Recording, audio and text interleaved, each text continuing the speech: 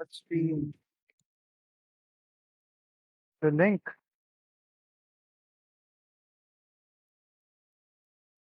Are we Uh, also gonna watch Twitch?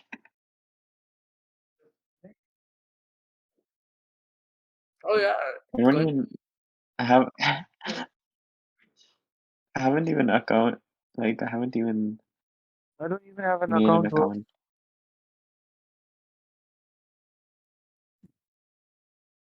It's One viewer. Yeah.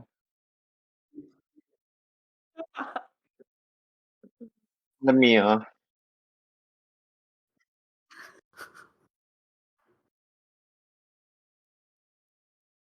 Hello.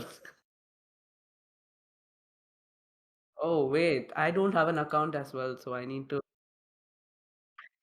how do you check this one? The user? I mean viewer? Sorry. Yeah.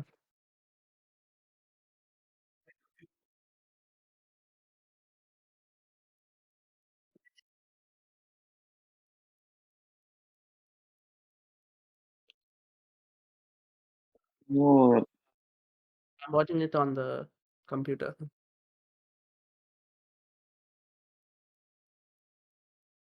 Use yeah, my yeah, one yeah. for It's you. like shown in the red, right? Oh wait, I can hear my own voice now. Okay, that's what's up. Yeah, why do you hear my own voice? Guys, we have two viewers now. Three. Yeah, that's up. Ooh. Oh wait, I got turned on. Bro, I'm delaying a lot. It's fine. It's fine. Like, you just Guys, have, I'm you just have to look at the screen and know which picture I'm talking about. That's fine. by the way, guys, Are we good? Are we good, I'm dude? kinda unprepared. Thank you, man. Thank you for following, dude. Like, who's this? Who's Mr. Frag? Is that one of you? Are we freaking Is live? that one of you? Yeah, Oh, man. Yeah, man. Is that one of you huh? or is it someone else? I don't get it. Who's the Frag? Is it an actual new guy? Or if it is one, welcome.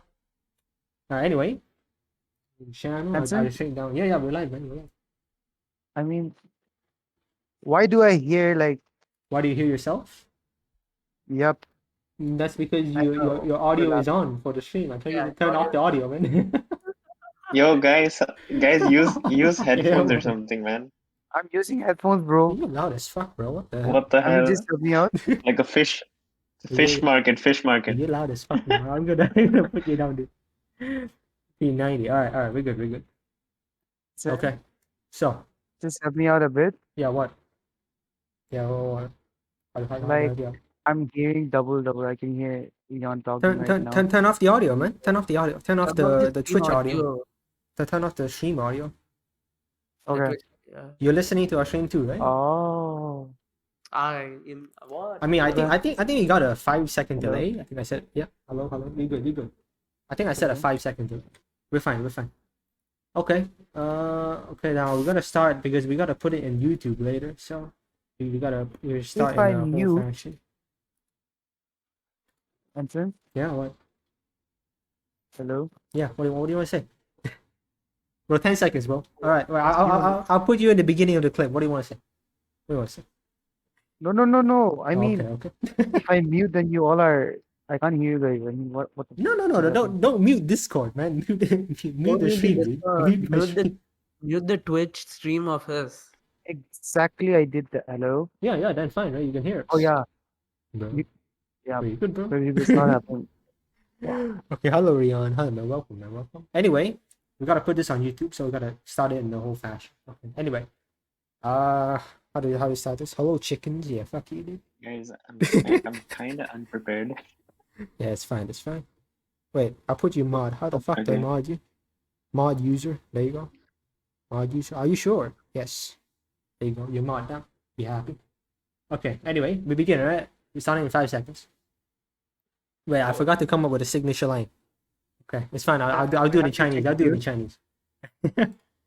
Alright. 안녕하세요. Welcome to the Coffee Roundtable. It's the first podcast we have. So we've got a lot going on today. All right, we got a lot going on today. So today we got everyone here. You know, I got me, Manson. I'm here. We got Imna. Imna, say hello. What's up, dude? We got Srini. Srini, dude, you here, dude? What's up, everyone? Yeah, he's here. Leon, dude, the first mod, man. Say something. Hey guys. Nice to meet you. Hey guys. Okay. Yeah. By the way, Leon's from Japan. If you got any anime shit, you ask him. But he's not a weeb though, so you know, he may not know much. All right. All right. Anyway, so we got a lot of things going on. You know, this few weeks, man. Where should we start? Where should we start? Where should we start? Yeah, I kind of prepared for the Queen Elizabeth thing, but I think we can start with any topic. Which one you guys want? I'm fine with anything. Fine with it? Yeah, we could start off with the Queen Elizabeth thing. Yeah, okay, fair enough. All right, so Queen Elizabeth. Okay, so what happened is, on 9th of August, the fleet of Queen Elizabeth detected 3 submarines, 3 Chinese submarines, 093 submarines, right here. See the stream right here. So, I mean, I'll be honest. I'm not too surprised because Chinese are not exactly best at making submarines. You know, at least the nuclear ones. You know, there's a few, short sides of the PLA or Chinese Army, as the normal people call it. One of them is submarines, nuclear submarines in particular. Another one is anti-submarine warfare.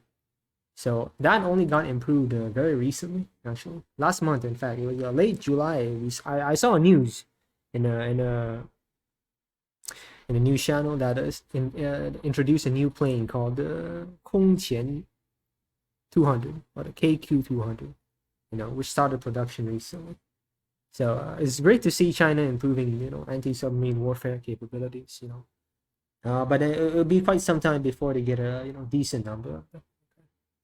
So a question, Rian got a question. Dude, you can talk, man. What the hell, dude? Were these nuclear submarines? Were these that were detected? No, Yes. I didn't want to interrupt you. Okay, it's fine. Yeah, there were 3 of them. Okay, so 2 of them were detected by one of the ships, and yeah, 2 of them were detected by one of the background ships right here, you know, and then another one was detected by the British submarine, which was underneath that time. So Wait, so all these were in the South China Sea? yep. I mean, you look at the path right now. Mm-hmm. Right, they're coming through right here. They got detected. I mean, to be honest, it's kind of expected. I mean, you know, it's China, man. China love making news, man. Big news, you know. So, nothing to be There's surprised so about. much happening Yeah, many in things South happening. China Sea. That place is like a, it's like a party, man. Every year, it's gotta be some kind of, some face off happen. Anyway, Right. so for reference for everyone, I actually took a picture right here. Now this is in Chinese. I'll translate it. So there's three generations of Chinese subs. The first one is the 091. Yeah, I'll show you the word. I'll show you later. The word 091 submarines. Okay, which so in the ocean for submarines there are different noise levels. Okay, so this is decibel. Okay, so 160 decibel, 140, 120 to 130 decibel, 110. So these are American equivalents. Okay. So the older ones, like the mainstay for Americans, is the Los Angeles class. So they're 110 to 115. Then we got the Virginia class, which is 105, and the best one is the American Seawolf, around 95 to 100. Okay. Now what does this equate? So the ocean itself have a noise. Okay, it can be from different things. It can be from the waves, from tsunamis, from the moving of the tectonic plates, all those combined, the ocean's noise, the back noise is around 90 decibel. So if you can make a submarine which is less than 90 decibel, then technically you're invisible. Okay, technically, of course, that may vary from different things because you may never know. Maybe some part of the sea is more quiet than the other, But generally speaking, less than 90 and you're good. Okay. So for a submarine to go around 100, that's very good.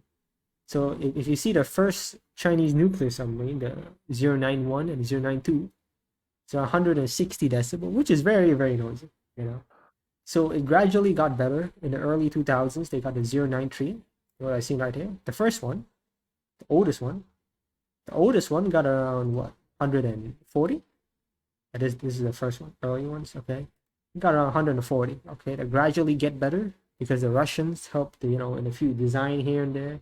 You know, it got a little better, got a 130, 125 in a good case, you know. But you have to wait till the next generation, the 095. Coming, I think it was either this year or next year, I forgot. So you gotta, you know, gotta have something to expect this year and next year.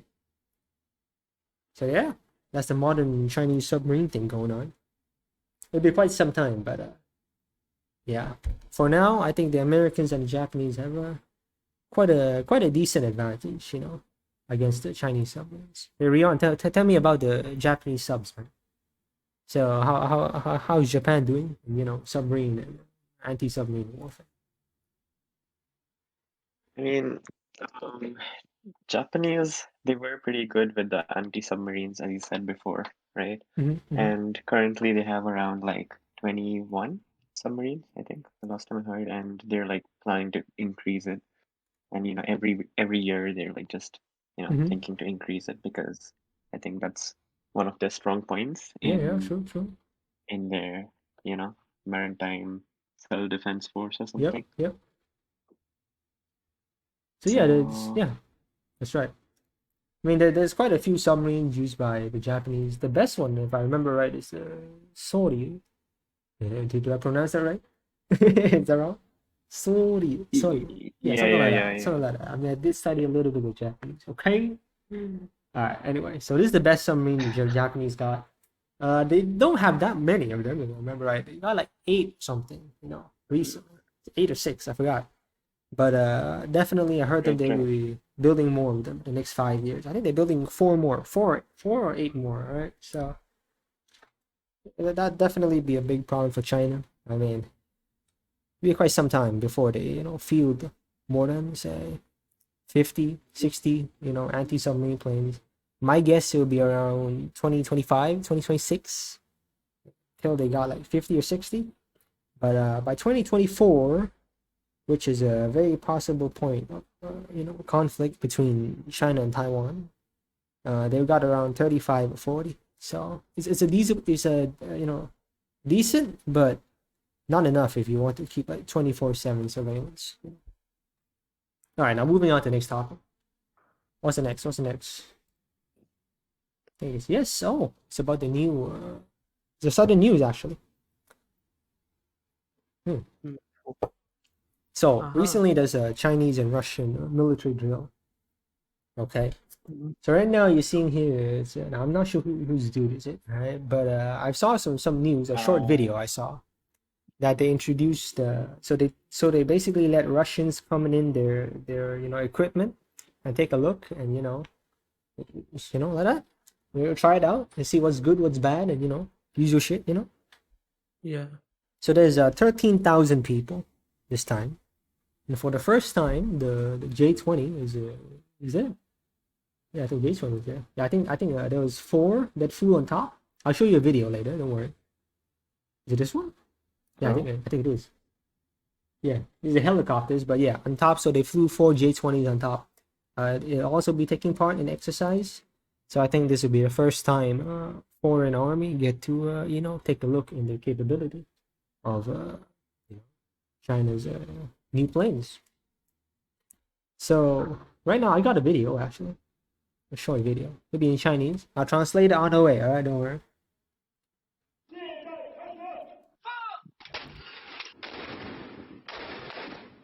中方部隊早前就中俄軍演進行咗前期訓練。演習以聯合維護地區安全穩定。 right there, I got pause it, please. So these are wheeled artillery used by Chinese quite frequently, especially against Taiwan. This platform, if I remember right, is ZPD-08, which is one of the main platforms against Taiwan. These are 8 wheelers, okay? So there are other equipments too. For example, this. Yep, this is the HQ-17. Okay, it's a type of air defense, like close air defense, medium close air defense from China. Also will be used against Taiwan. You know, this is I can't see what is it, but it's probably another transporting vehicle. So what they say here in the beginning is the Chinese have been taking some kind of, they did practice with the Russians before, but this is the first time for more than 20 years, I think, since they had such a large scale practice. What are you taking a look? So there's two part of it. There's a planning part, and there's the land invasion, land attack. It'll finish in Friday. So they try out new tactics, new concepts to take a saturation strike against the enemy with helicopter transport and drone strikes. So it's a type of new combat in quick speed to overwhelm the enemy.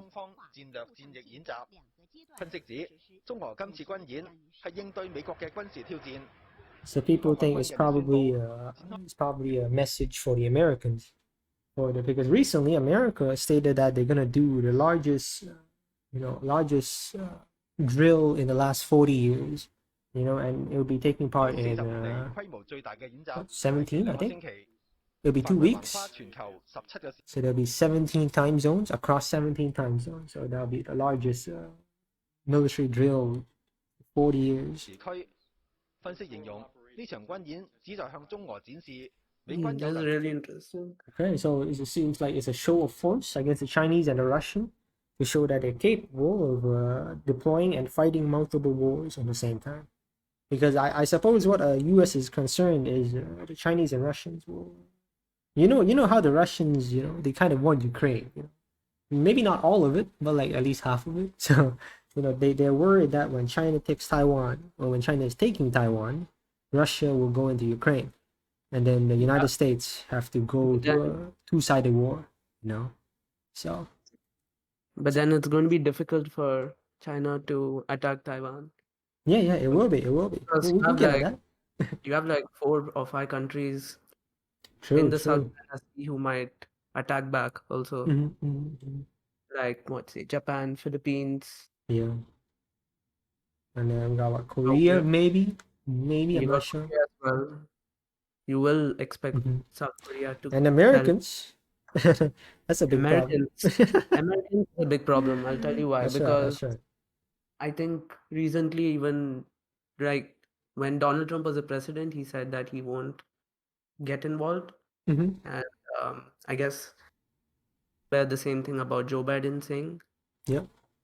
Because people, I don't know, the US doesn't recognize Taiwan completely yet. Yeah, So fair I enough. don't want to get, but again, it's US, so you don't know. They would like to show their capabilities. Yeah. I mean, they like to show off like here and then, pull this carrier, go there, scare off who, and scare off A, and scare off B, scare off China today and scare Iran tomorrow. Normal shit, right? We've seen it every day. So don't worry about that. So it's going to be difficult to. Yep. It's gonna be quite a challenge for Chinese, definitely. But we'll go into that. We'll go into that in the detail on the third topic. All right. So what's the second topic? Oh, I think I got it. Is it this one? No, actually, before that, I've heard the Chinese have been doing another drill covering 100,000 square kilometers on the sea, which they took the best Navy ship they got, 055. They call it the destroyer, but the Americans call it a cruiser. And there's also the Shandong CV-17, which just came after patrol in the South China Sea, also taking part in the exercise. So we did declare some rumors earlier that they said the carrier had a damage. I mean, this part is true. This is probably due to the intense training they've got recently. And there's they said a small damage was here, but that's apparently false. So we can definitely see the intensity of training has been increasing, for the Chinese pilots. Possibly due to they're readying for war, in the next few years. So next topic, we got good old South Korea, no? Who's up for South Korea this time? Yeah, I can't be in. 안녕하세요. Rion, man. Rion Srini, man. Tell me about it. Who got the news, man? Who got the news? Well, so this has just been introduced recently, and they're planning to get this into service I think in a few more years. Yeah. But Definitely. yeah, it kind of reminds me of the Queen Elizabeth Yeah. carrier once again. You know, it has those two Yep. boats. I get what you're saying. This one, right? This one? Yeah, That's right. That's true. I mean, the Queen Elizabeth is heading into South Korea, Japan, and then South Korea for a visit next month, this month and next month. So we'll see what the Koreans learn. You know, there is an advantage. So actually, so I'll give a little bit of backstory to this. So basically, South Korea have two shipbuilding companies. Okay, so originally, this program is called LPX-2, also called the Large Transport Ship Program. So it got renamed into the CVX program, the light carrier. Not so light, but then definitely a carrier program, right? So you can see here, originally there were two designs. Okay, now it's not the biggest image, so I'll zoom in a little bit for you. There you go. So originally there's two designs. There's a 71,400 ton, a heavy carrier, and then like a medium carrier, 41,500 tons. So there are different requirements. The heavy one have to take 32 planes and 8 helicopters. The medium one, I think 12 planes and 8 helicopters. I'll be honest, 12 is a little less. I mean, I think realistically we can take 20. All right, but now we look at the two plans. So what does this two companies show? The first one, I'll actually show this one. I'll show the one closer to the Queen Elizabeth. So here we definitely see, you know, that they took some inspiration from the British, you know. There you go. Definitely took some inspiration from the British. I mean, I think the good thing is that it'll be easier to make these ships. These are LHA ships, you know, what Americans call landing helicopter assault ships. Okay, because South Korea, these are, I mean, first of all, it's pretty easy to build, you know, and then second of all, they can learn from the British, you know, so they can take a lot of things for reference. But one thing I'm surprised at is how you know, how many landing pads are there? You know, like 1, 2, 3, 4, 5, 6, 7 landing pads. That is pretty insane. I mean, even in other LHAs, you see 5. It's like 7. So they're going all out for this. Yeah, they're going fucking all out, man. Holy, they're out for blood, man. I mean, who are they fighting though? I mean, that's what I want to know. It's like the main thing, like for them. It's like, you know, the US's was it John F. Kennedy or Ronald Reagan, which one of their biggest ships? Ronald Reagan, yeah. Yeah, it's one of their main. So probably, yeah. Yeah, so I mean, it carries around 20 planes and 8 helicopters. Okay. F-35s. F-35Bs, that too. F-35. I mean, there is some disadvantage to the F-35. You know, it carries a little less missile. It doesn't have the biggest, you know, bomb bay, but it's still a 5th gen plane, so it's still very capable. You know, F-35 is something we can talk about. Yeah, surely. Surely we can talk about F-35 and 6th gen plane probably. Yeah. So you know, it's a decent amount of planes you can put on there. You know, but the problem is the F-35B, the wings can't fold, so it'll take a little more space in the hangar, you know, in the hangar level underneath. But it can definitely carry 20 planes, you know, pretty easily, you know, without a doubt, and 8 helicopters. Yeah, so it's a decent size for a medium carrier, in my opinion. So second design we look at it is this one. It's a better picture. A little small. A decent picture. This one. A decent picture.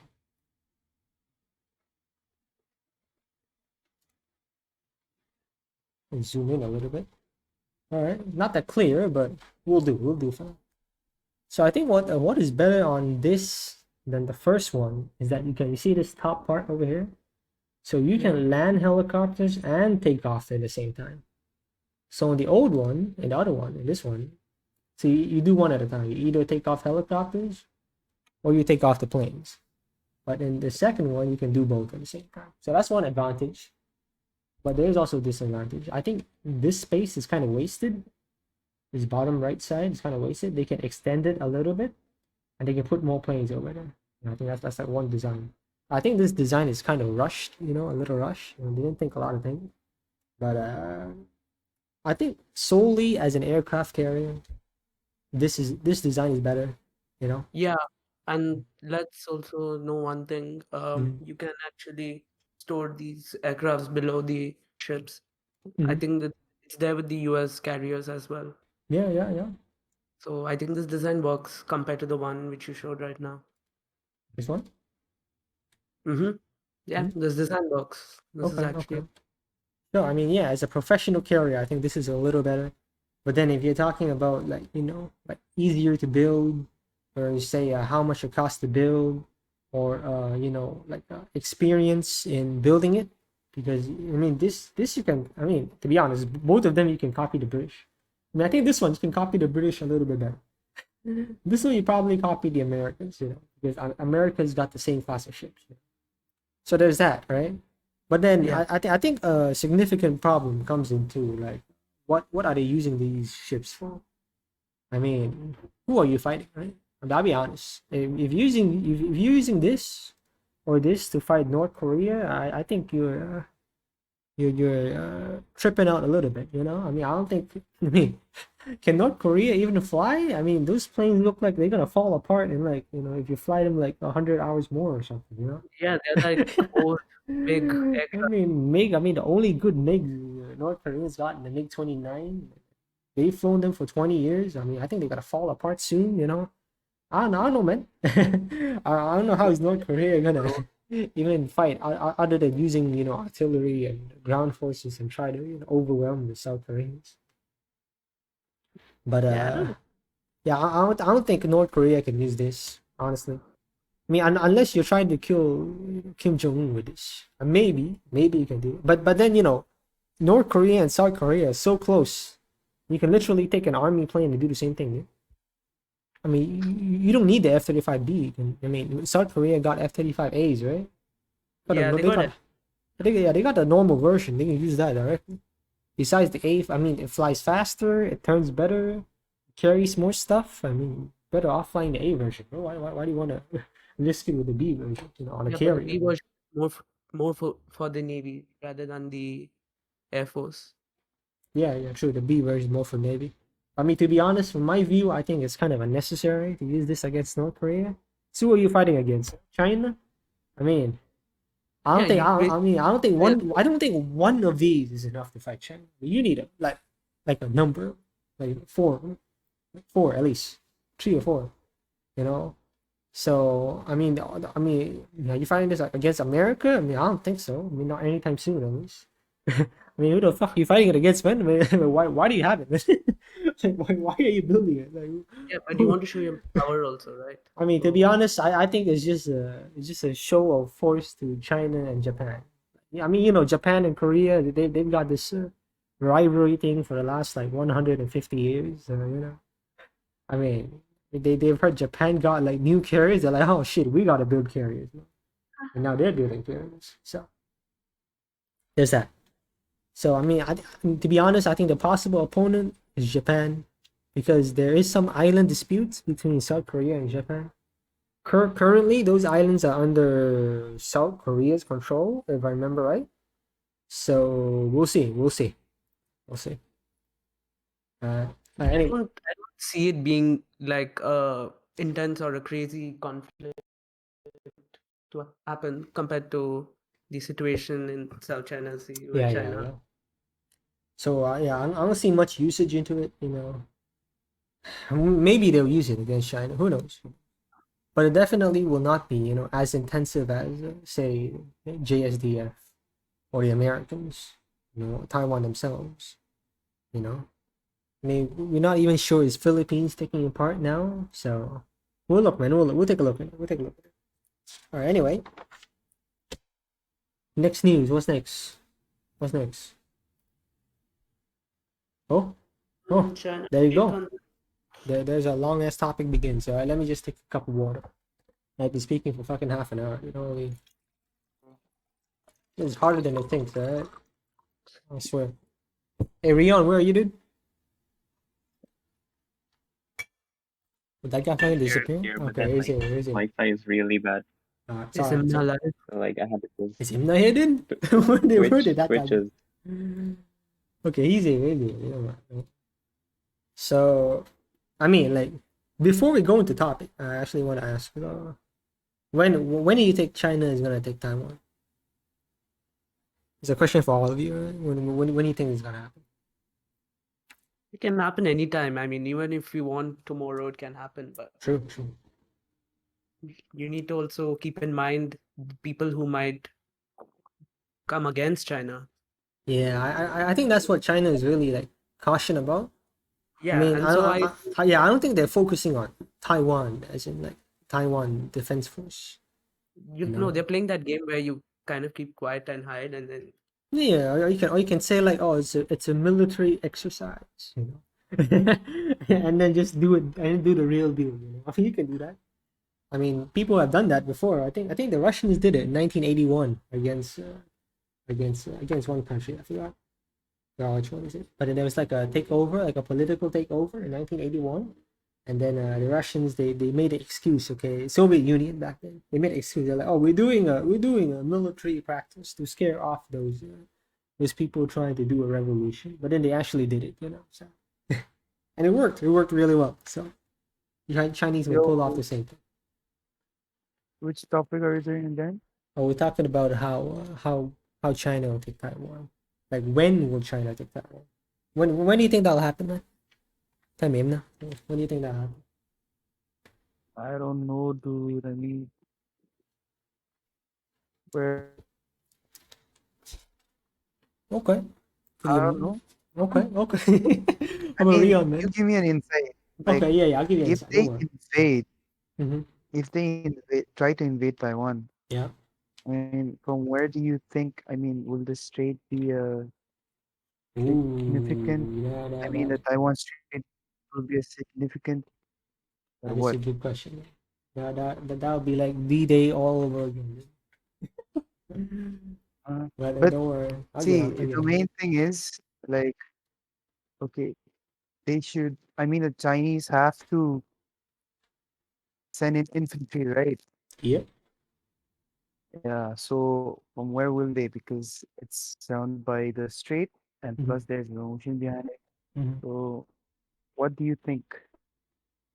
Okay. From where will they? Before I answer that, it's a good question. Before I answer that, I'll ask Rion.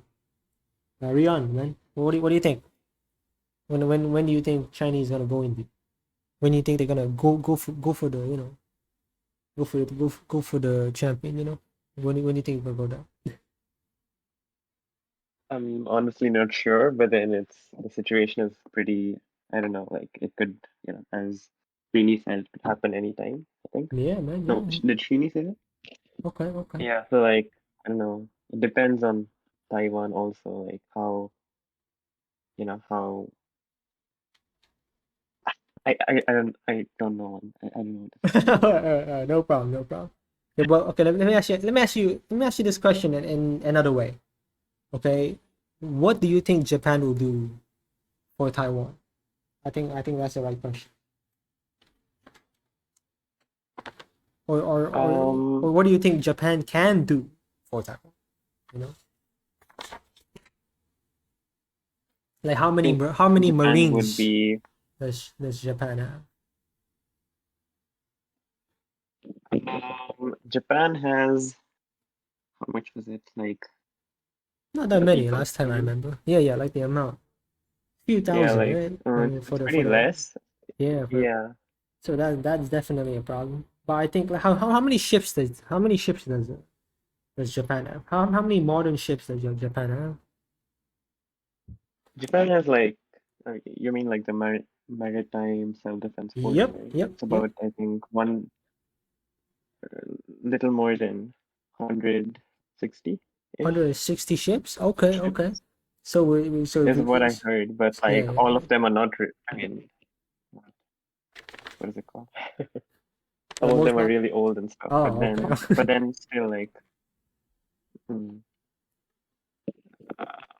Okay, I would okay. obviously Yeah, support. I get what you're saying. I mean, most of them are small ships. So if we're taking into account like bigger ships Right. like destroyers and frigates, we're talking about 15, 20, I think. In Japan, 15, 20. Yeah. Counting for frigates, like smaller ships, probably another 20, I suppose. So it's not a lot of big ships to help out. But definitely you can slow down the Chinese. Right. I think that depends on how much loss Japan is willing to take.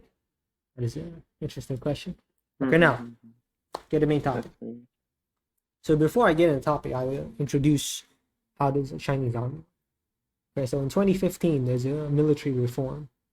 Okay, so what happened was Chinese army, they reorganized into 5 theater commands. Okay, there's the Northern Theater Command against Mongolia, Russia, and Korean Peninsula, because both North Korea and South Korea. You never know, right? North Korea can fall any day, and then there's like 100,000 people rushing into China. Who knows? That may happen. Or they have to get ready for South Korea taking North Korea, and then the Americans may use, North Korea after they take it for some type of, like a stopgap or something. You never know. So that's what the Northern Theater Command is for South Korea and Russia. So we also get the Western Theater Command, where we got the, Indian news, the Afghanistan shit recently. So Western Theater Command, you have Kazakhstan on top. You got Pakistan, and then this dotted line here is the disputed territory. Some of them are Indian stuff, but they've been taking it for the last like few decades. All right, so we got India here. We got Nepal, a bit of India towards the eastern region. What was it called? India. What's it called? What is this part called?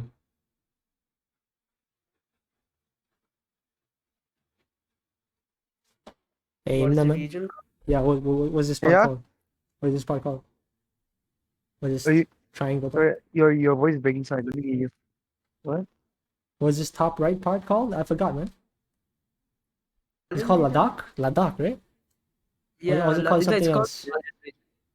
What, it's called what? Oh, it's wait. There's Nepal here, the Yeah, Nepal is here. near the southwest. This is, hey bro, this is Mongolia, bro, on top of northeast. The fuck, man? Mongolia is here, Right. dude. I'm talking about here, man. This is Yeah, Mongolia. this is Nepal, bro. That's Your Nepal. cursor was in Mongolia, bro. That's Nepal. Why Yeah, this is Mongolia? Nepal. This is Ladakh only, no? What? Is it this Ladakh? Where are you pointing, first of all? Here, bro. Yeah, but this is India, bro. You see this? It's part of India, dude. You see this this part? You recognize? Nepal is here. Uh-huh. This part is India. Nepal Yeah, is. Nepal, And Bhutan, then and then This Bhutan is is somewhere. Bhutan. Like I mean, Bhutan is somewhere here, either dude. Bhutan or and Sikkim. on Sikkim top over is there this you Yeah. side. got Ladakh as Sikkim, well. right? Yeah, Sikkim is here. Ladakh is Ladakh is somewhere here, right? Yeah, it's just close What? part. another region. Hey, That, bro. that top right part.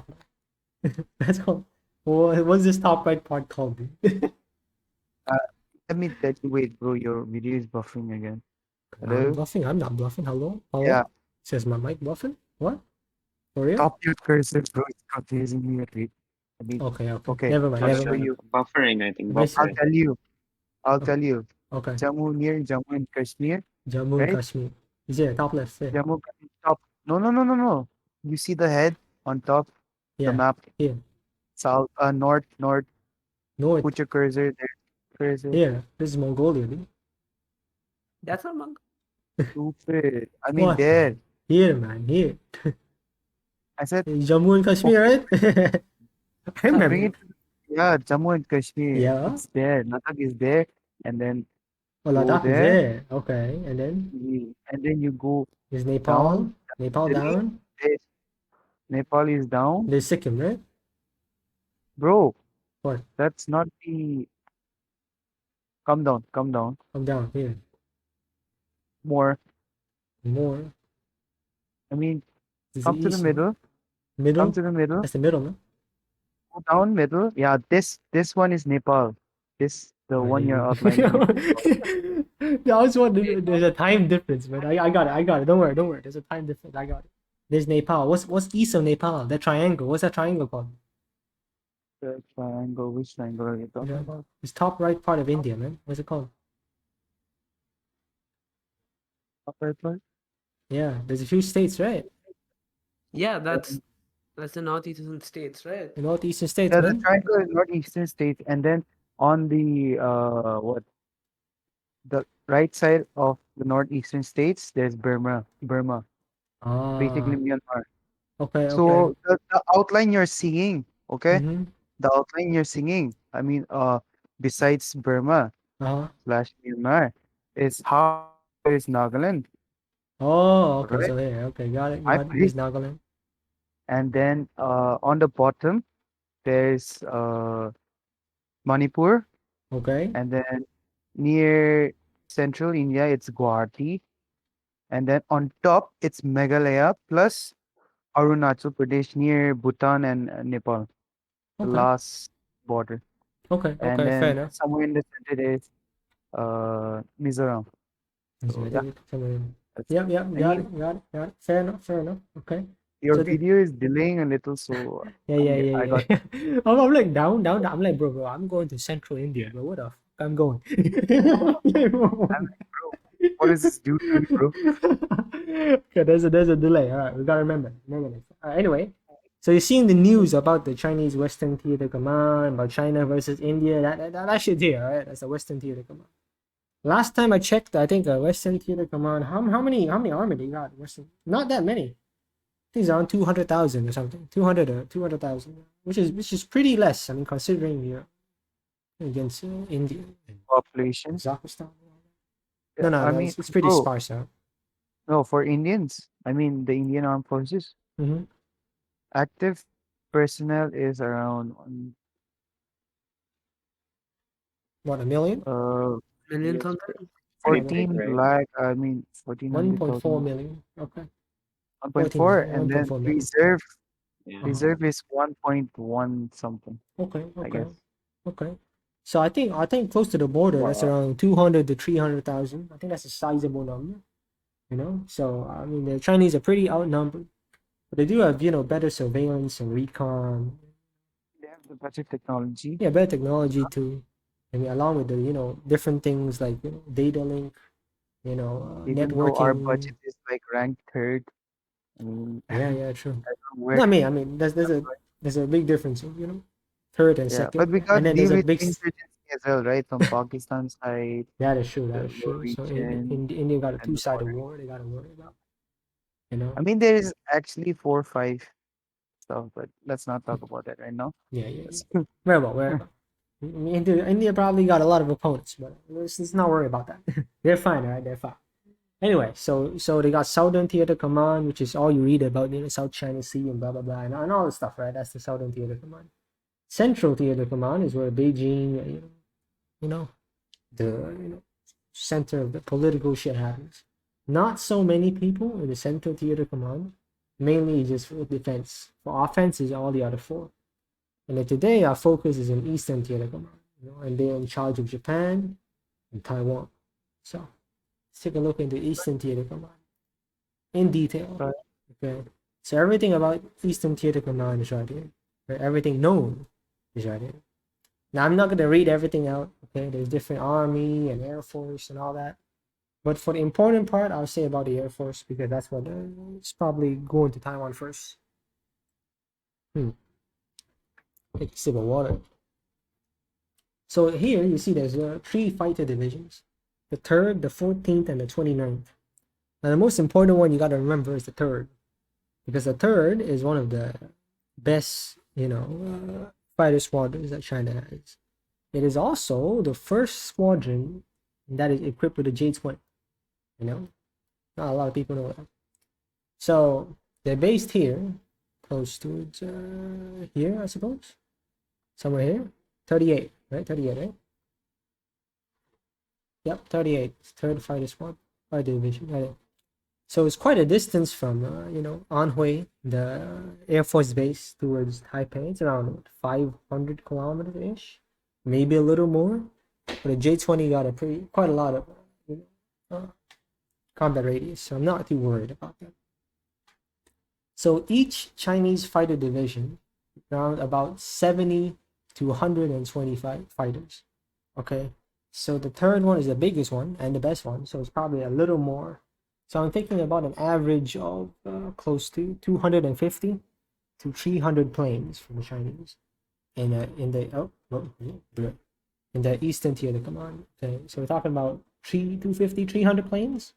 I believe all of them are modern because I mean if you're gonna fight a war, then you're better off ready yourself against it, right? Why not?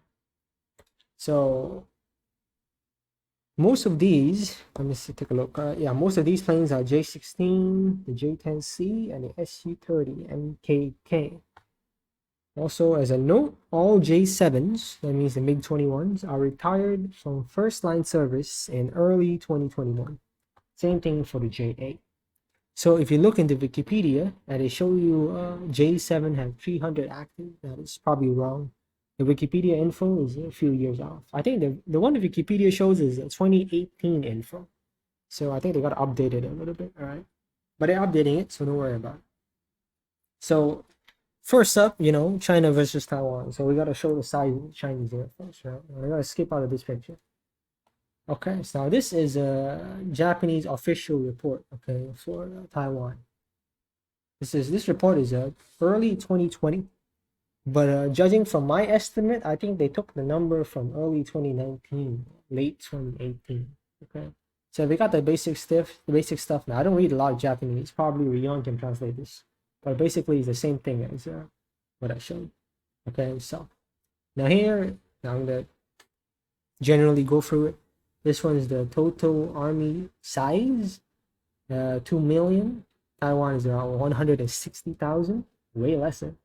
In the army is about 1 million, and the Taiwan is around 90,000. Okay, now here you notice Taiwan have M60, M48. Now those are very old equipment. Those are 1970s equipment. M48 is even older, it's 1960s equipment. All right, so I'm very worried about Taiwan's army, because the tank seems to be very, very old.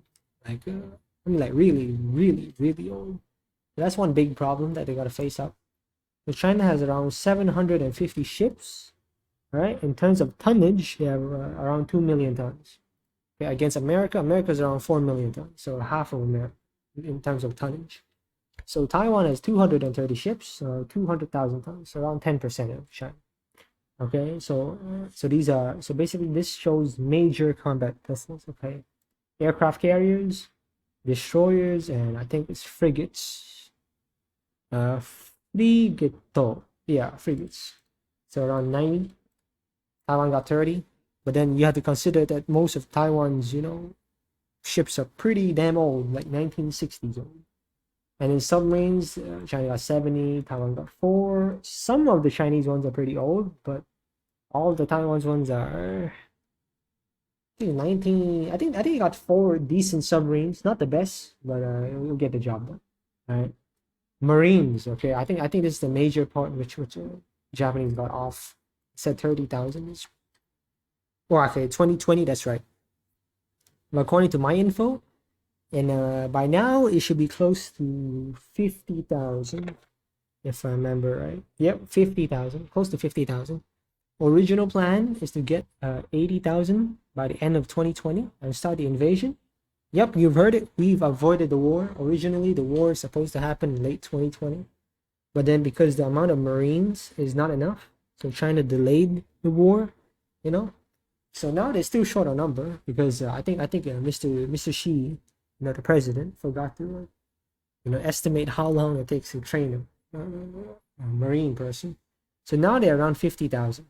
Okay, against Taiwan, which is around 10,000. So they're still off the number quite a bit from the target number of 80,000. I think they'll reach it around 2023, mid 2023 in the reach. So these shows the combat planes. Okay, this means modern combat planes. Okay, now these are all the numbers. some of them are wrong. Don't mind me because it's a little old info, but don't worry about it. I'll show you a newer info. It says 1,080, but my estimate is closer to 1,350 as of late 2021. Taiwan's one though is pretty right because Taiwan didn't make a lot of new planes recently. 325, maybe 350. Okay, so that's decent. Okay, so other than this, I'm gonna show you this. Okay, now some of these are a little bit wrong, so don't mind me. Okay, 150 J20, I think that's a little bit exaggerated. I think it's closer to 100 because I remember back in 2018, they announced they're going to 2018 and 2019. They said full scale production, and then back in 2018 they finished the first fighter division. So that's 24 planes in 2018. That gradually increased, right? So I think by around 2020 they should have around 60. By 2021 probably like around 80. To 100. So I think the Japanese one saying that they are 48. They said there's 48. I think what they meant was 48 active ones. Okay. My guess though is closer to like around 70 active ones because in the J20 they did say that they are armed in 3 divisions. Okay, and each division is 24 planes. Okay, we do know the first one is complete, right? The second one is also complete recently, and the third one is going on. So my guess is around, say, 50 delivered as December 2019. 150, I think is a little off. I think it's closer to 100. Okay, so 3 divisions, each is 24, so 248. This is 72. I'll say around 65 or 70. So that's my estimate. Okay, but definitely in a short time they will reach across 100. Okay, so gotta watch out for that. FC-31, that's in development. It's probably going to the Navy. You know, the Navy gets a different Air Force. There's a Navy Air Force. So there's Probably that. like a B version, something. No, what? Probably like a B version or something for the Navy. Yeah, maybe. There would be quite some versions development. I mean, right now they got till the 3rd version, 3.0 version. I assume it's gonna be until the 4th version that enters service. We'll see though. We'll see. The J10 468. I think this is pretty accurate. J11, J16 409. That's a little inaccurate. I think they forgot to add the J16 numbers. You know, out of 100, so it's closer to 500. You know, so just these 3 planes are 1,000. Okay, it's 100 here, 468, 568, 500 here, so it's 1,068. These 3 planes are 1,000. So add some Russian planes, you know, 97 here, 24. So add up about 1,260, 1,250, 1,260, somewhere there. You know, the J7, all these are retired from first line service. J8 retired from first line service. So all these are on the Air Force plane, okay. But then the funny thing about China is they got an Air Force, they got a Navy Air Force. So the Navy gets a separate Air Force. Don't ask me why, right? But apparently the Navy gets a separate Air Force. So they got a little more planes here. Adds up, you know, they got some Su-30s, you know, they got some J-15s, some J-11s. Add up is around another 150 planes, you know. So you add that up, you get around 1,350. Okay. So that's definitely a decently sized force, you know. I think just for defense, I think definitely it's got more than enough numbers to defend against, you know. So what's a major thing that Taiwan has to watch out about is first they do not have a lot of like modern planes, right? Say 100 light fighters, you know, 46 Mirage, 113 F-16. Even if you include the training ones, you know, or the training ones. And the F-16. Yeah, 27 training ones. Okay, so they bought more. So by 2026, everything is gonna come on order. So they have 200 by then. Okay, but by 2024, it'll be closer to 150, 160. Okay, some of them are old, some of them are new. Okay. But the F-16s are quite old also, so Yeah, true. The F-16s are getting old, so they do have to go through some, some renew. You know, according to the engines, the electronics, and all that. Now, all that is going to take time. You know, again, we don't know how effective is Taiwan, you know, repairing planes and renewing them. So we do have to pay attention for that. Now, my biggest concern for Taiwan is actually not the Air Force, not the Chinese Air Force. Surprisingly, I know, surprising. Now you may think that okay, now so for China, we got what 300 planes. Let's say they shift some planes from other theater command. Okay? Let's say they shift 100 planes, 200 planes, okay, 500, but it's still looking good for Taiwan, right? 300 versus 500. I mean, they can hold on for quite some time, at least for a month or two, no problem. But then no, there's not really, because by the time the planes go there, I think most of the airfields have already been destroyed, so they can't even take off the plane, man. So what they have to watch out for is this right here. So there's this eight barrel rocket launcher thing that China got. God. Hello. Yep. You good, man? The mic is good. You good, though? You good in now?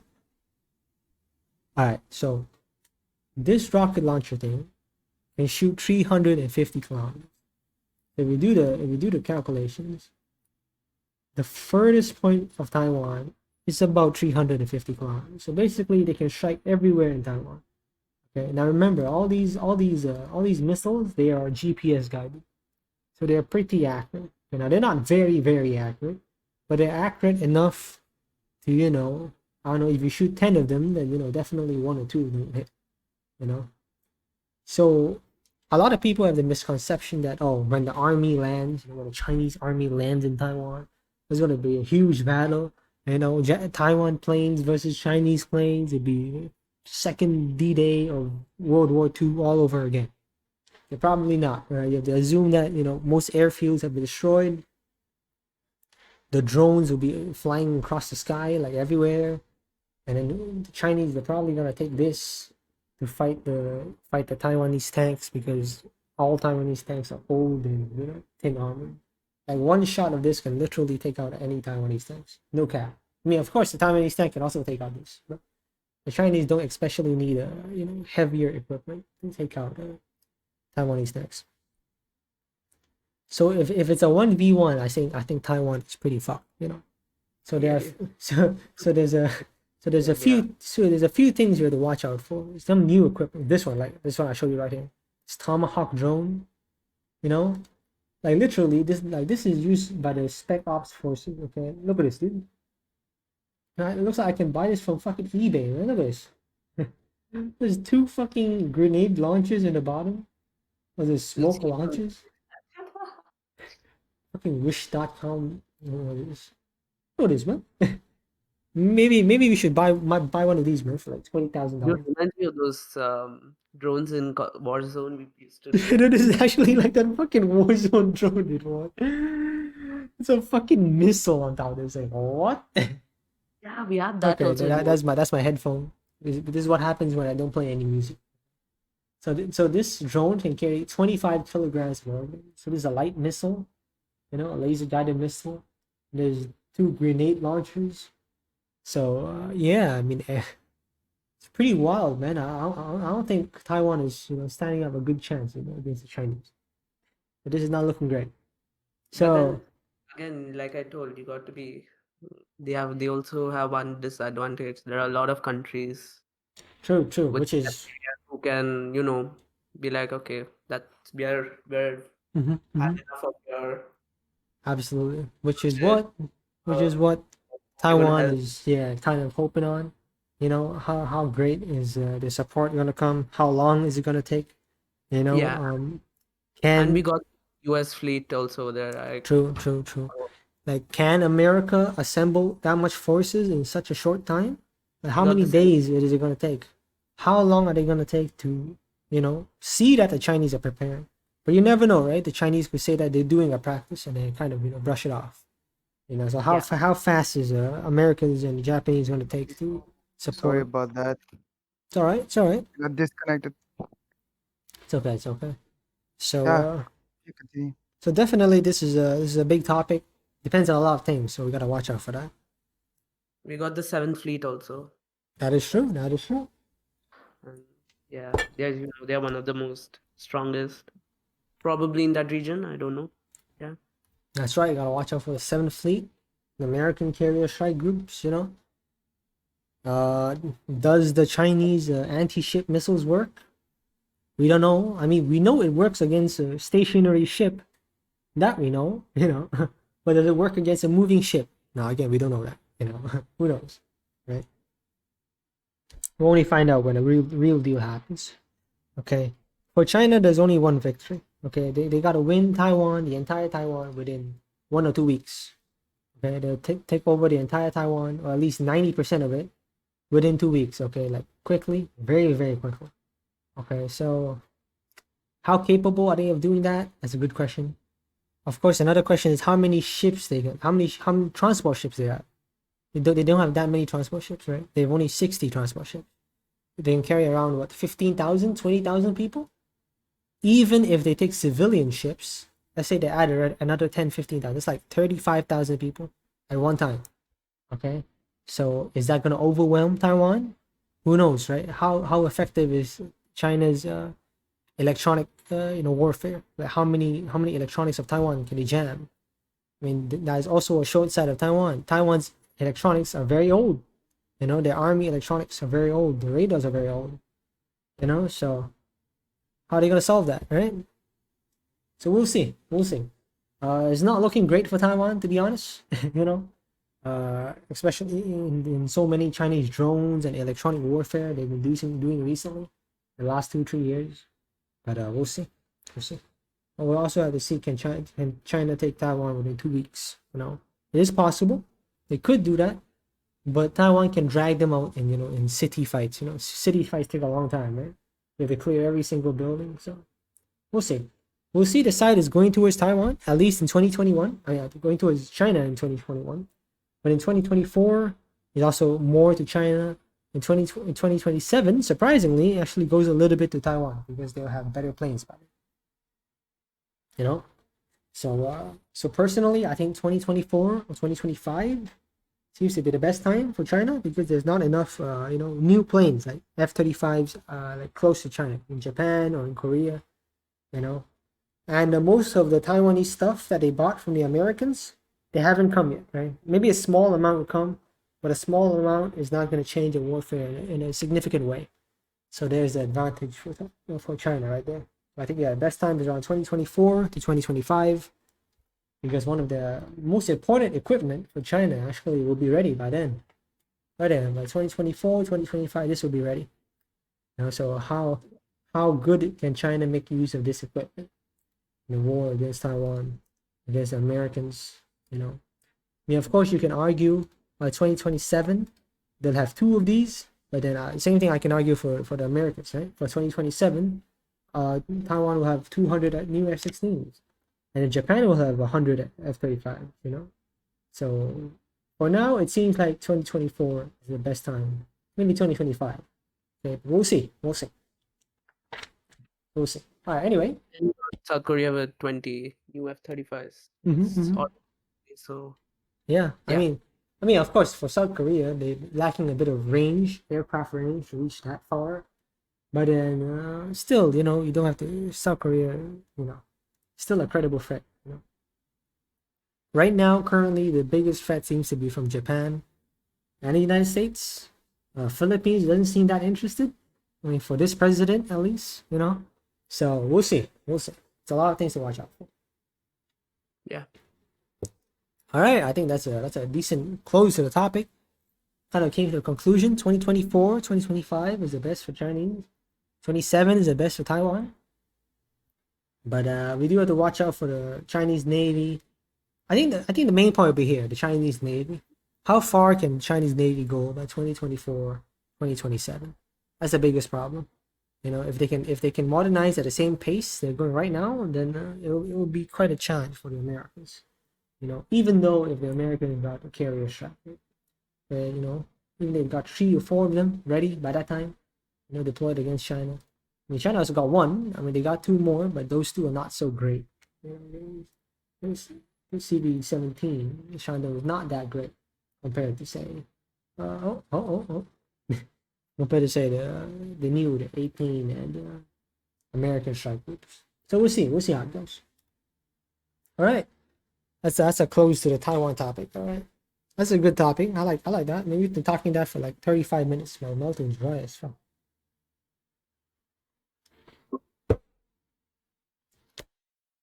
All right, man, Rion.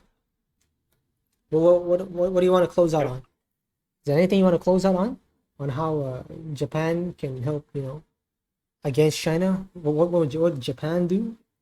I mean, I heard Japan is gonna get 2 aircraft carriers by 24 to 27. The F-35 carrier is gonna be ready. I mean, it's not a professional full-time carrier, but can do some carrier duty. Right. So, take a look into these. Right? Yeah, there you go. Yeah, I mean, Izumo I class know carriers. when Yeah, I mean, maybe Rion doesn't know much about it, but Sorry? yeah, but don't worry. I know some. So China gonna watch out for these too, right? For Japanese aircraft carriers. I mean, they're not the most capable. I mean, these in True. capability is probably gonna be close to the earlier carriers, like close to the Shandong, right? Close to this, right? So definitely China's gonna watch out for that. We'll see though. We'll see. 2024, I think is the best time. Or 2025 for China. Mm, If it goes past 27, it may go towards America as airlines. We'll see though. We'll see. And hopefully everything gets solved peacefully. Right? That's the best deal. But yeah, that's the ultimate. judging from how it goes now, it doesn't seem that likely. We'll see. Not anytime soon. The next few years. Next few years, definitely. Taiwan crisis gonna be quite a big topic. Man. All right, we'll see then. We'll see. All right, now that's the end for the Taiwan topic. It's a good say. 37 minutes. I think we can put this as an individual YouTube title. So yeah, if you want to check out the next topic, go on and listen to original podcasts, or go on and listen to the next video. I linked in the description. Okay, last topic of the day. The 6th gen fighter. Okay. Srini, tell me about it. Srini, tell me about it. Tell me about it. 6th gen fighter. Yeah, I mean, I don't know a lot to tell about it, but I do know a very few countries have already started development of these. Mm-hmm. I think one of them has to be Japan with their Mitsubishi. The FX program. Yeah, the FX program. We even got, and then we have you have the UK, Sweden, and Italy. Yeah, we got a BAE, the Tempest.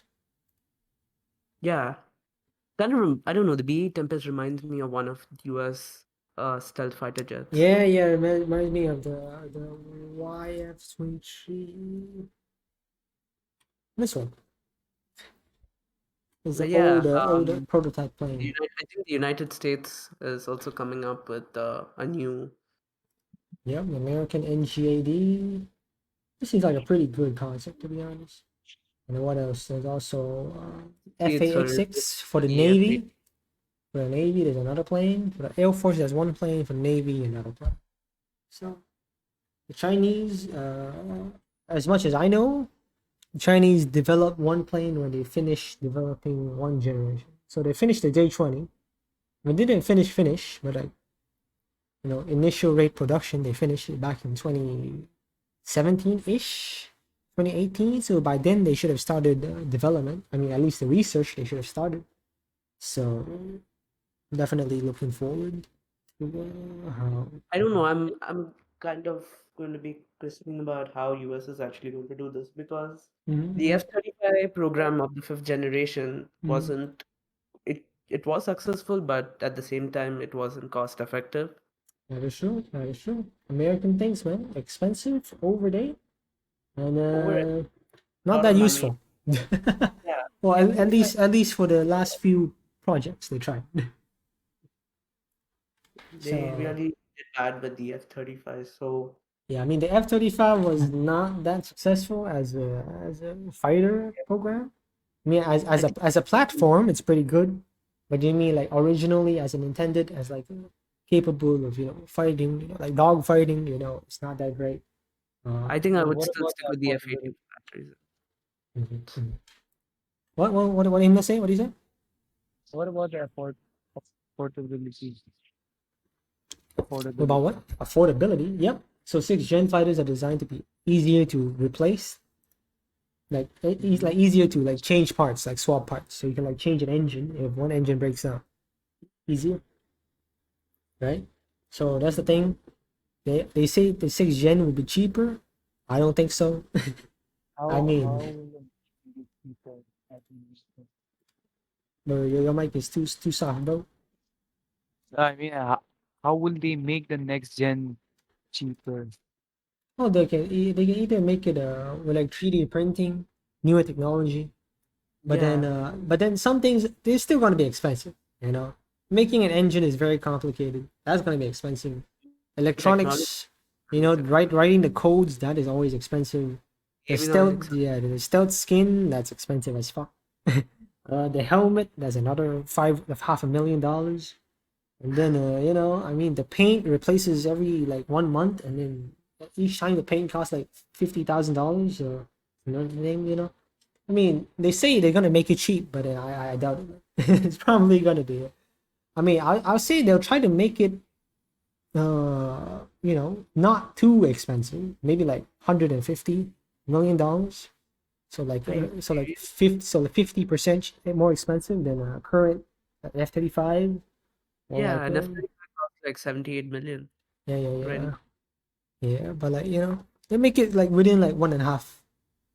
I mean, 150 million. Probably that's the definition of cheap, I suppose. But we'll see though. We'll see. It'll definitely be very complicated. I mean, I don't think in a short time is gonna be coming. I think the first time we'll see it in initial rate production will be around 2030. We'll see the first batch of aircraft coming out. The first 2030 aircraft coming out. So we'll see though. We'll see though. We'll see. We'll see how By this. the way, I have a Yeah, we'll see how does America and China does it now. That's the main focus. such a random thing that popped into my head. Do you guys know? I mean, which gen is Tejas Oh, the newest one is from? 5th, man. Okay, so they Srini Mehta about 1 to 5th then, in like a short manner. 1 to 5th. Okay, so yeah, so the 5th generation was actually out probably in the mid 90s. If I, yeah, so Oh, yeah, you got the 5th it's a while generation. back. Hmm? Yeah, continue, bro. Yeah, continue. Yeah, I'm kind of confused. I'm just kind of taking some reference as well. Okay. So 1st-gen fighters are basically the original fighters. I mean, for jet fighters, like specifically, then is the Me-262, the German Me-262, back in World War II. That's the first one. And then continue through the most famous one being the MiG-15, American being the F-86 Sabre. Okay, those are two Yeah, most damn. close-match fighters in the history of mankind. Okay, so the second-gen fighters. Now it's actually funny because it actually started with Americans have only four types of fighters. Okay, originally there's only four gens of fighters, but the Russians came with the 5th-gen. Okay, that's because the Russian had one extra gen. So you see, for the Americans, they jumped from like for the Americans, the F-104, the F-4 Phantom. That's like quite a decent, like a big jump. But for the Russians, they got like a slower jump because they have a slower, like a development of electronics compared to the Americans. So it took them some time to go from say the MiG-21 to like MiG-25, compared to the Americans, which kind of just jumped from the F-104 directly to the F-4 Phantom. There's less of a jump for the Americans because they're quicker to develop new technology.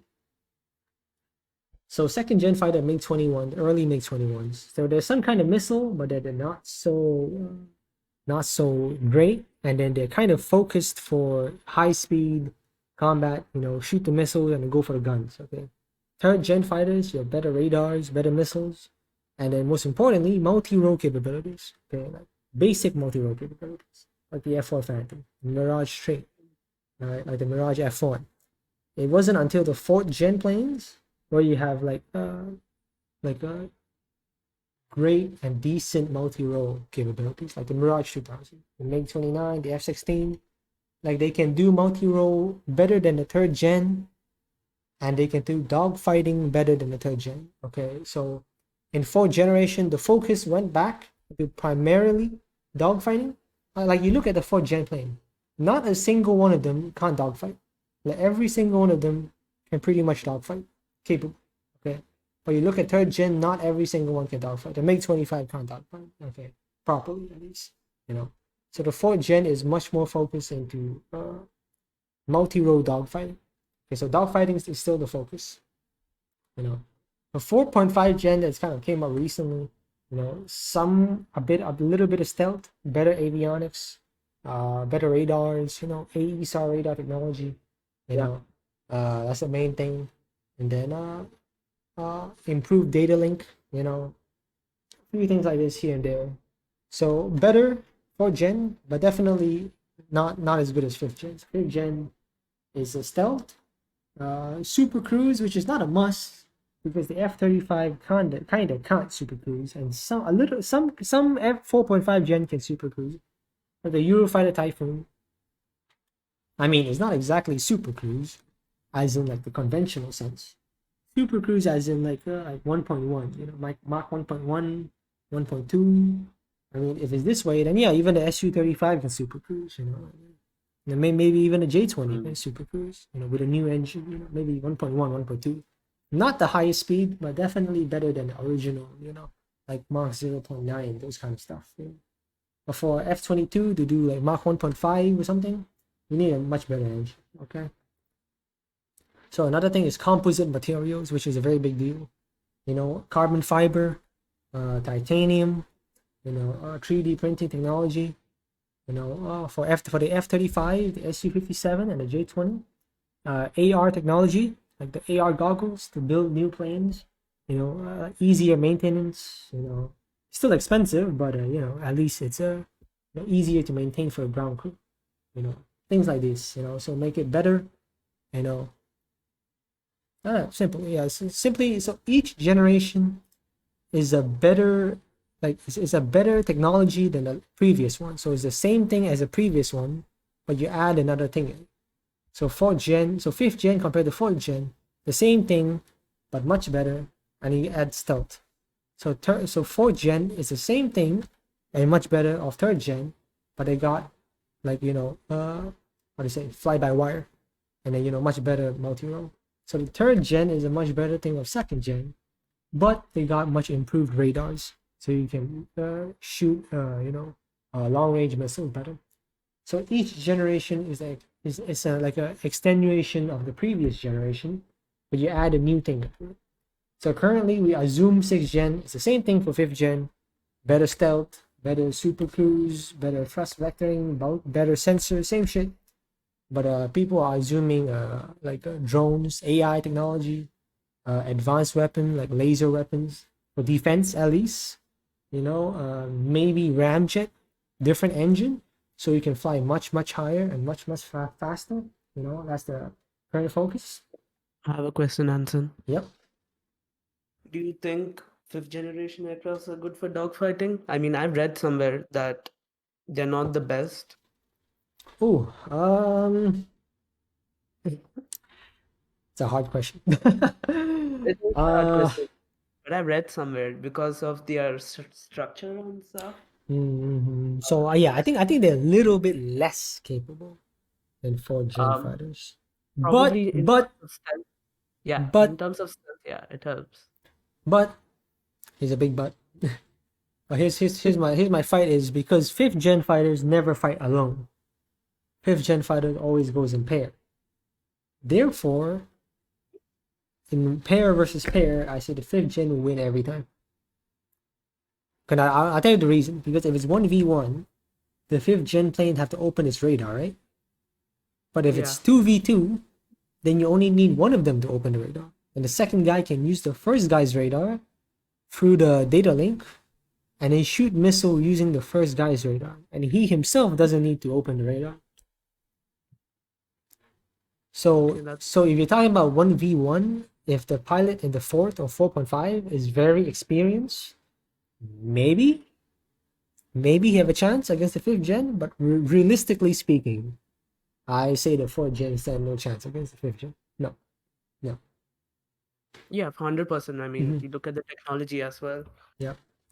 I mean, you talk about dogfighting. Here's what I think about here's what I think of funny. Okay, I think the Su-57. I think that thing is designed more. I wouldn't call it like a 5th gen as we know it, because there's some design features that's not very 5th gen. For example, you look at the front of the plane. There's this IRST thing, right? That nose ball thing sticking out.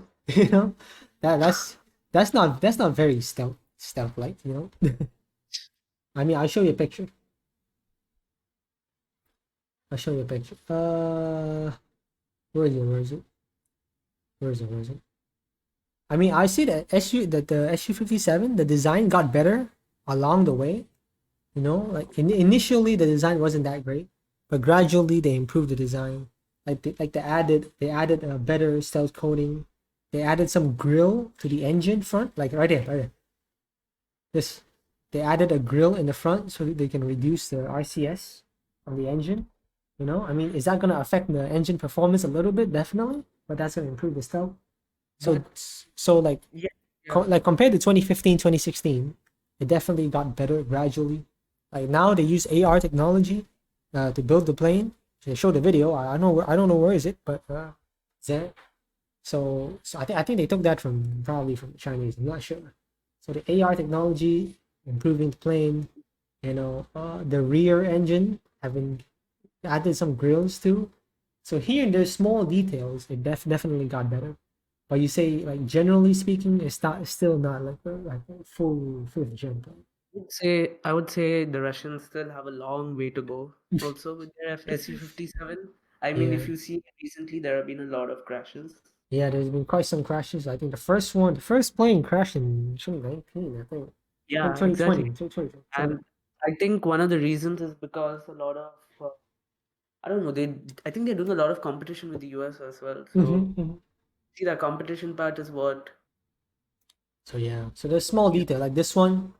So you see the F-35, right? You see the J-20, right? They use like a F-35 EOTS.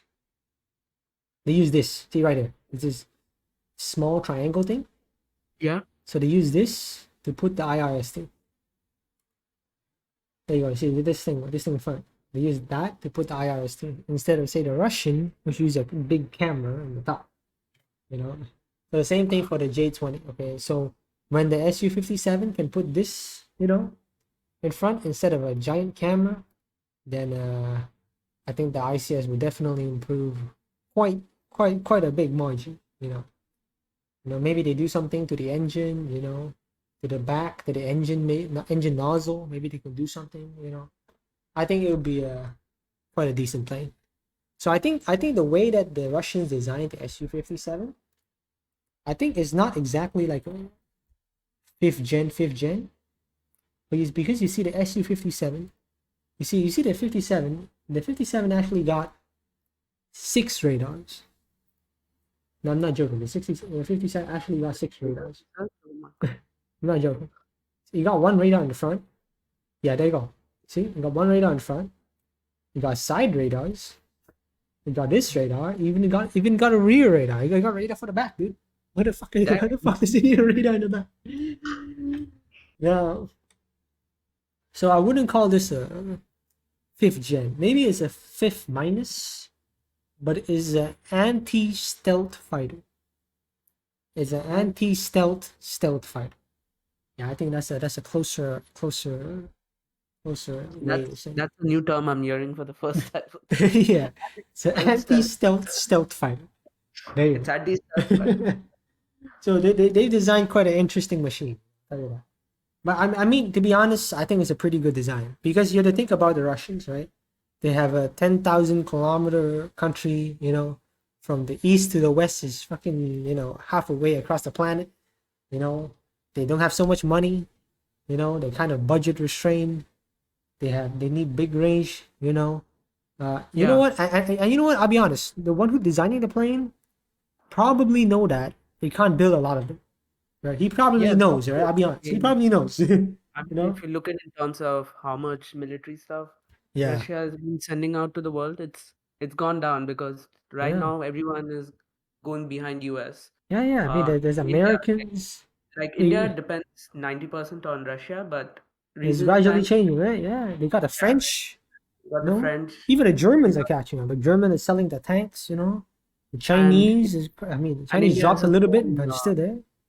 India has You know? its own fighter jet. Yeah, even India got a little bit. I mean, it's a little bit too expensive, to be honest. I'll be honest. I think the Indian jet's a little too expensive. But we'll see. We'll see. Maybe it's sell. Who knows? But yeah, I mean, you see this side radar right here? Yeah. This side radar, actually, there's some planes which got that. The J-20 also have that, but it's used as a terrain radar. So there's no tracking model. So basically in the radar, there's like different parts there, okay? So one part is called the tracking module, okay? If you put that thing on, that means you use it as a firing radar, okay? So the fact that the Russians put this, put tracking modules into the side radars, meaning that they intend to use it to shoot missiles, okay? Now, the funny thing is, the front, that's an X-band radar. Now, there are different types of radar. X-band radar, L-band radars. Okay, now X-band is normally used for tracking. So when you hear stealth, right, like stealth fighters, so stealth is normally against X-band only, okay? So against other band radars is less effective, okay? Yeah. So these side radars, they're L-band radars. Now the front is an X radar. So the good thing about X radar, they can track like very accurately, okay? So the missiles will be very accurate, okay? But for L-band radar, you can track stealth aircraft. So this radar is also smaller. So I assume. So imagine.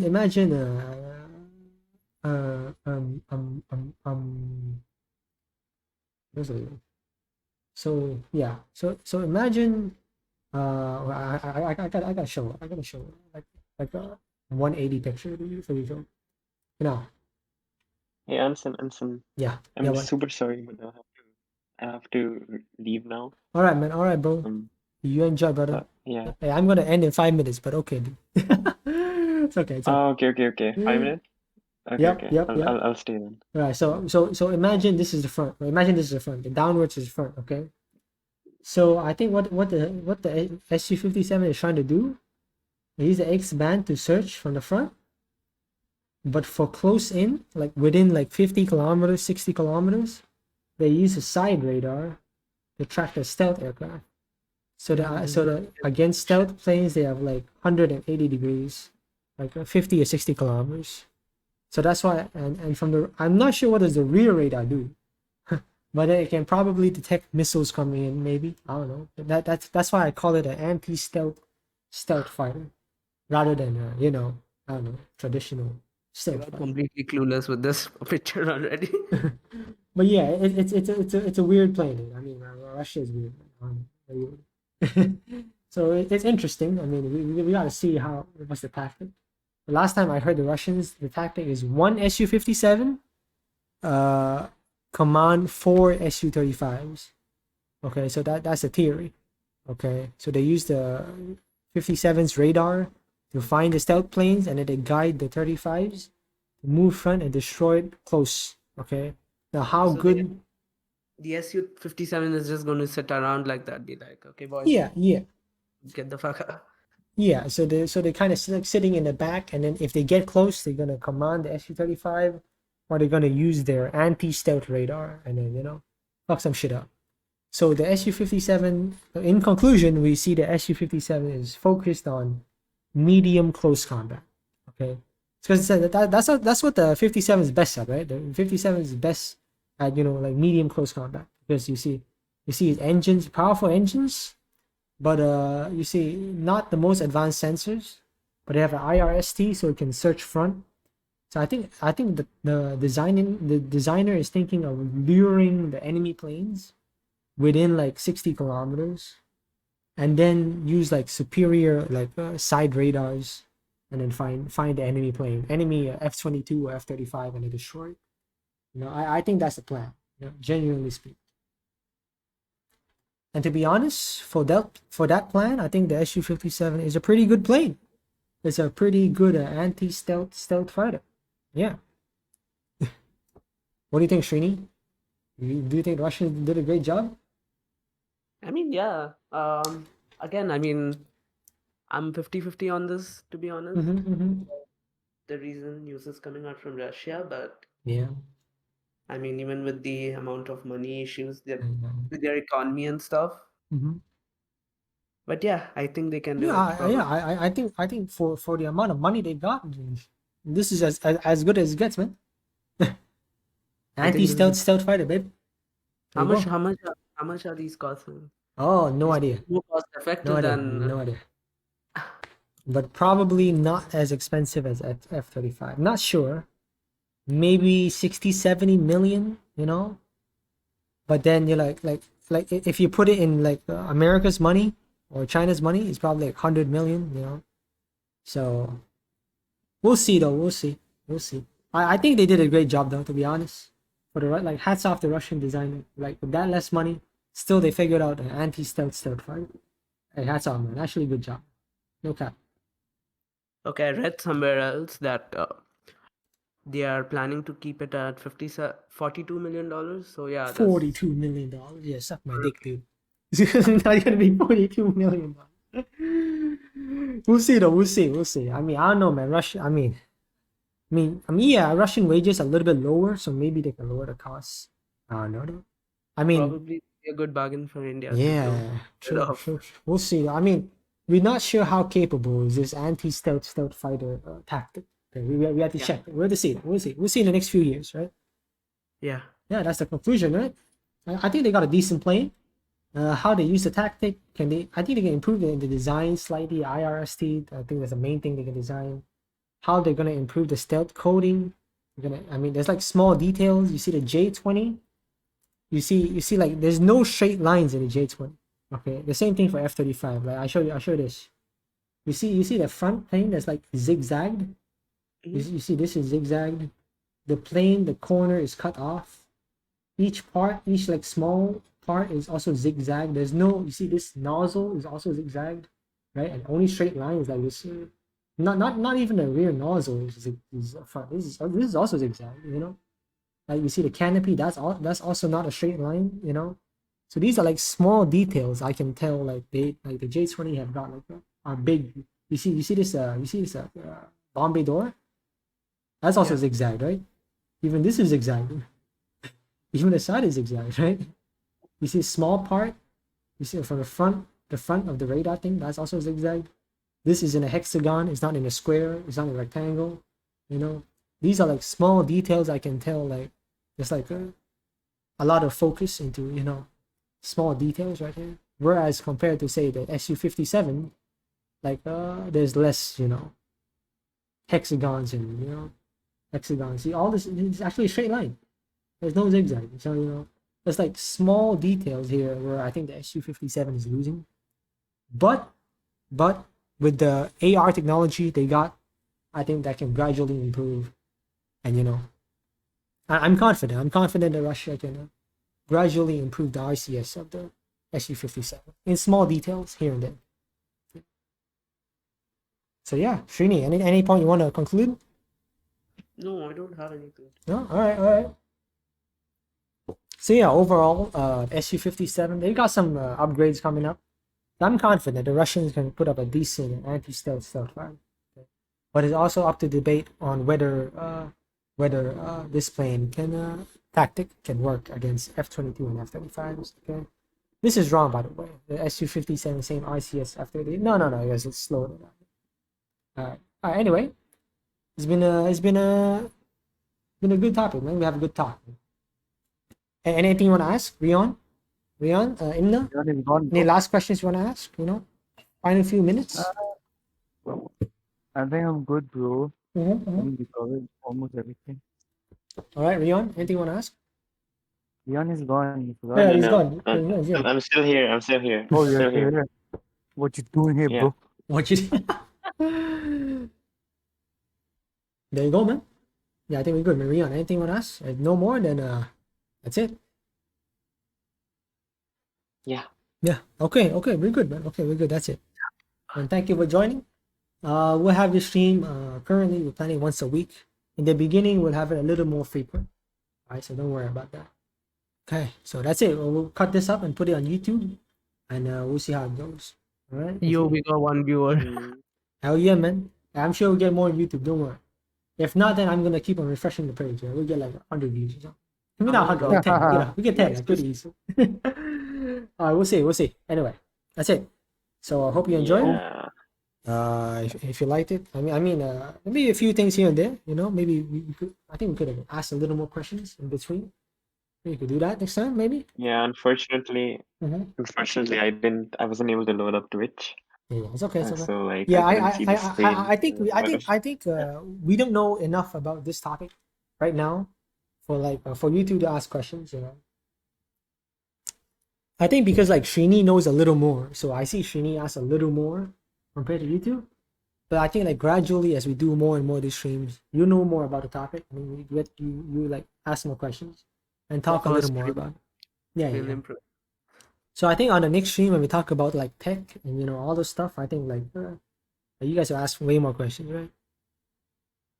Yeah, we can do that. Yeah, I think we can do that. Yeah. We'll do that, right? Okay, so that's it for the first podcast. Hope you liked it. I'm Anson. There's Srini, there's Rion, there's Imna. We'll see you on the next one. Okay. Hope you enjoy. Sure. Bye. Bye.